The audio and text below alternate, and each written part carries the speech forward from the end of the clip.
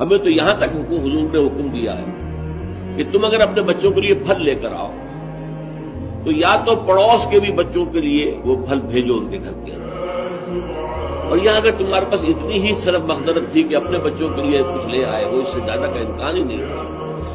تو یہ ضرور اہتمام کرو کہ ان کے چھلکے یا ان کی گٹھلیاں، آم آئے ہیں گھر میں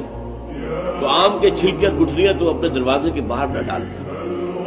تمہارے پڑوسی کے بچے دیکھیں گے ان کے گھر میں آج آم ہے، انہوں نے آج آم کھائے اور ہمیں یہ میسر نہیں، تو احساس محرومی کا داغ ان کے اندر جو پیدا ہوگا وہ دلوں کو پھاڑ دینے والا ہے۔ یہ اور ہے، ہم اور ہیں، میں دیگرم تو دیگری، تم اور ہو ہم اور ہیں، ہم کوئی ایک امت کے لوگ نہیں ہیں، چاہے کتنے ہی واس آپ پلا دیں مسجد کے اندر کھڑے ہو کر انما المؤمنون اخوہ، لیکن جب یہ شکل ان کے مشاہدے میں آتی ہے تو وہ کبھی ماننے کو تیار نہیں ہوتے کہ یہ گھر والا جو ہے یہ بھی میرا